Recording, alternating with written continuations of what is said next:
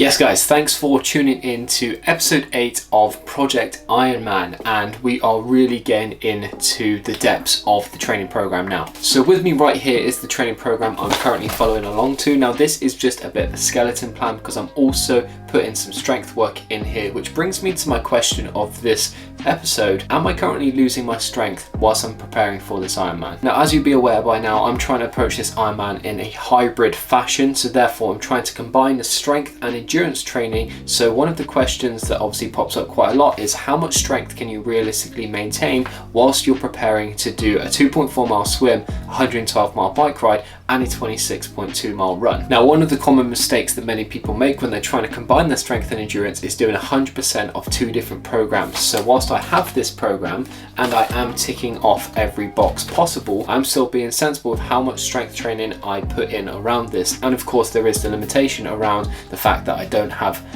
unlimited amount of time in the week. So we're currently going into week 6, which gives us between 14 and 15 weeks left of this training program, and to be honest, I'm actually managing the volume quite well at the moment. As I've mentioned in a previous video, I did prepare myself well in advance for this, so my ability to tolerate the capacity right now is there, and it's not until about week 10 to 12 of this program where I'm actually looking at the miles being a little bit apprehensive, but I'm sure by that point I'll be absolutely fine. So for example, this weekend we have a 45 mile bike ride followed by a 10 mile run the next day, which is then followed by a 2k swim. And I know that individually I can do all these distances fine, and I managed last weekend, which was only 5 miles less on the bike and a couple miles less on the run, managed that absolutely fine. And then once we get to week 12, the mileage on the bike looks more like 70 to 80 miles, and the run the day after looks more like 14 to 16 miles. So that's going to be a tough one. But at least for now, while the distances are slightly lower, it means I can maintain a higher intensity in the gym without that having too much impact. And obviously when the volume does build in the Ironman program,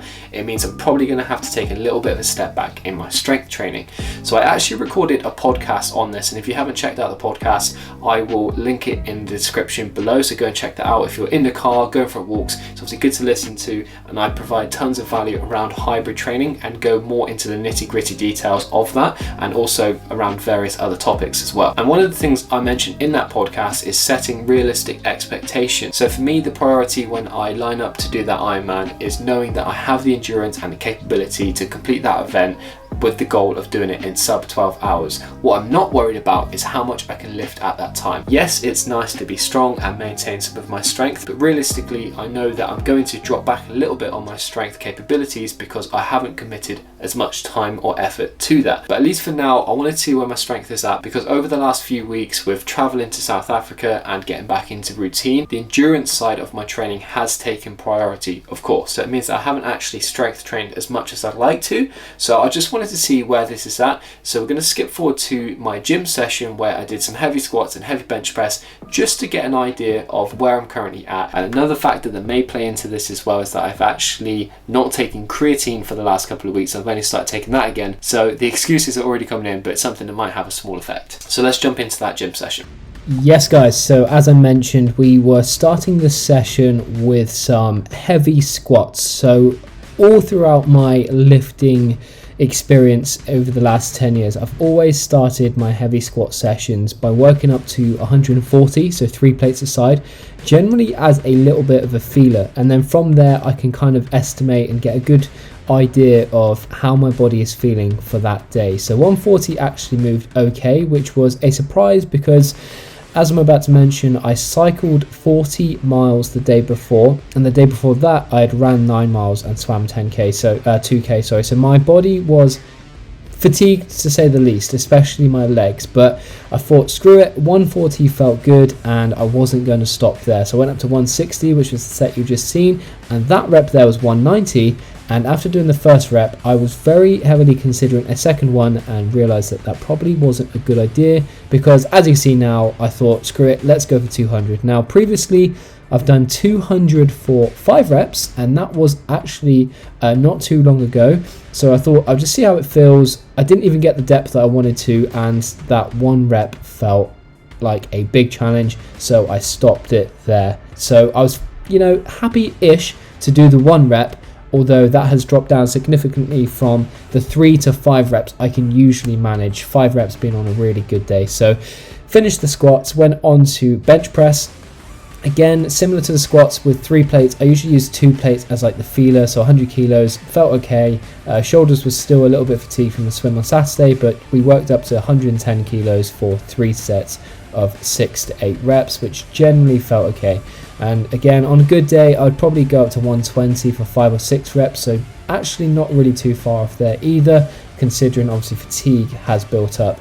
Now, as a finisher, I usually do like a push-pull, so the pull exercise was here a single arm row, and then in addition to this, on top of that session, I also did some more accessory movements for more like injury prevention stuff, so like rotator cuff exercises and stability exercises, and some core exercises. So in my official training program, there's not actually any built-in strength sessions designed, so I've kind of added those in on top. And one of the days I've done that in is on the Monday. Now, Monday is obviously a rest day in the program after a big weekend, because typically on the weekends when the big endurance rides, runs and swims are all done collectively. So for example, the weekend just gone, I cycled 40 miles, ran 9 miles and swam nearly 2k. So it would have made sense to rest on Monday, but instead I decided to strength train and pretty much max out my squat, which looking back wasn't very wise, because I woke up this morning with a ride to do, so 45 minutes on the watt bike with 8 1-minute hard intervals kind of in between the 10-minute warm-up and cool-down, and I woke up feeling very exhausted, which I suppose is something I'm just going to have to get used to. There's obviously always like a constant fatigue, and that's why there's obviously deload weeks in the program at some points, but when I am just going through the week, the fatigue will obviously accumulate.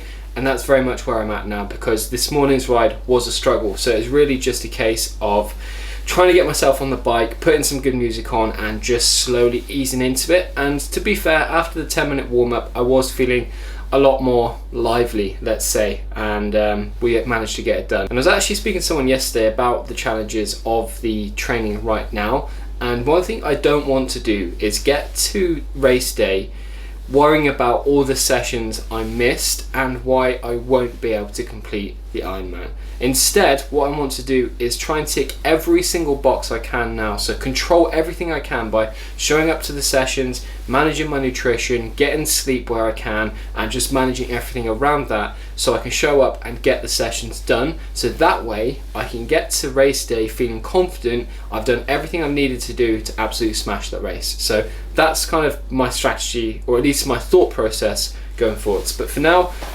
going to make some breakfast, because I actually did that ride fasted as well, because I don't really like eating much in the morning. If anything, I'll maybe have a banana beforehand, but that was fasted with some electrolytes and a bottle of water. So now I'm going to have a massive bowl of muesli. I'm going to also have some Greek yogurt, Farhe, I think is how you pronounce this. I'm actually going to have 2 of these, and then potentially even a protein bar as well, because I usually have a big breakfast after a ride like that. I think it's about 20k altogether.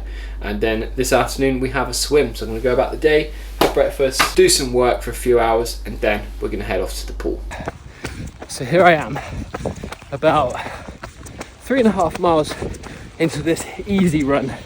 Now, physically, yes, this run is easy. Mentally, definitely not. As you can see, it's raining, which is typical for the UK. It's about 9 p.m. right now. I've been up since 5:30 a.m. for a washing machine delivery, and I really did not want to do this run. This is 5th session of the week. It's Wednesday. Strength session this morning. We've got another bike and swim tomorrow morning. So things are getting intense. But the alternative to this would have just been going home or staying home, being comfortable on the sofa, eating food, watching Netflix. But I know, and by doing that, I would have let my future self down. I would have been at that start line in July thinking, why? Why did I let myself do that? Why did I take shortcuts? Why did I not put in the work to make the future work easier? And that's all that's going through my head right now, is that yes, this sucks. Yes, this is uncomfortable, but it's only a short term of discomfort. It's a short period of discomfort so that I can reap the rewards later on, and so that my future self can thank me. And that's all it's about. And I love the process of this because it's so simple. Yes, I have 6 miles to do and it's hard, but the only way to do that is to continue putting one foot in front of the other. The longer I take to do it, the longer it's going to take. However, if I just crack on, get on with it, it'll be over quicker. So that's how we're doing it. So to summarize this video, I think yes, it's absolutely possible to maintain your strength whilst you're training for an endurance event, but if you're training for something like an Ironman, which requires 10 plus hours per week of the actual cycling, running and swimming, then it's probably unrealistic for you if you don't have the time availability to actually commit too much time and effort to the strength training. So therefore, without that effort and volume and dosage of training, it's likely that you're going to actually reduce in your strength. Not to mention the fact that most of your body's adaptive energy needs to go towards recovering from the actual Ironman training itself. So have I lost a little bit of strength so far? The answer is yes, just a tad. Am I too bothered about that? No, because it's something I know I can build back up once the Ironman is complete. And like I mentioned, the priority for me is getting to the Ironman, having confidence in my ability to complete the distance required. And to be honest, my 1 rep maxes do not matter for that day. Yes, it's nice to maintain some good strength and be able to maintain some good numbers. Not to mention that strength training is obviously imperative for injury reduction and a transfer to performance, which I'm keeping in mind still, hence why I'm still doing the 2 minimum sessions of strength training per week. But for now, I'm not too fussed about the 1 rep maxes. It's just about maintaining a good level of strength and a good foundation to build on to keep me injury free, robust and performing well for the swim bikes and runs. So thanks for tuning into this video. If you like this video and you're not already, then make sure you subscribe, leave a thumbs up, and if you have any questions, then leave them in the comments below. We'll see you on the next video.